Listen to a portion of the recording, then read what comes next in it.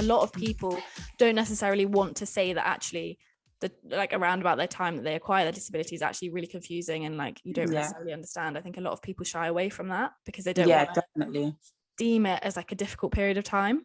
Yeah, definitely. And it was probably the hardest time of my life, but I'm so glad that I went through it, and it's made me who I am today. So honestly, I'm so grateful for that experience. And so with your disability, how has it impacted your career? So I'm actually a disabled model, so I mean it's been great for my career. So I've just got a notification.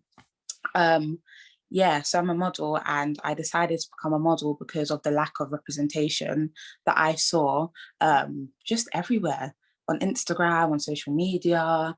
I mean, at 10, I wasn't really using Instagram, was I? But but you know what I mean? Like, I just completely. I don't see anyone around me that looks like me was using a mobility aid.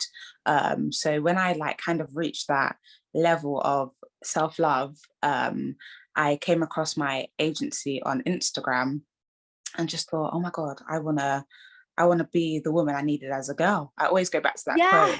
Yes. I so agree with this. Yeah, exactly. So I always like have that quote in the back of my mind, and kind of be the change you want to see in this world as well. So yeah, I mean, having my disability and hopefully you could say changing other people's lives as well, because I needed that when I was younger.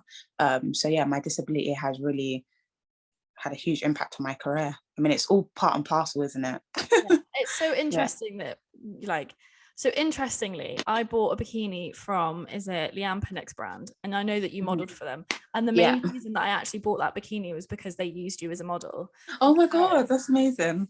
I knew that if the brand had put a disabled model like in their bikini, then that's the kind of brand that me, having a disabled body, wanted to buy from. Because that's amazing. You don't like, and you're so right that there is no representation for disabled models. Don't get me wrong, it's getting a lot better, but like when I was younger, there was nobody that looked like me in any magazine. There was nobody that looked like me that walked the runway. There was nobody that looked like me on websites.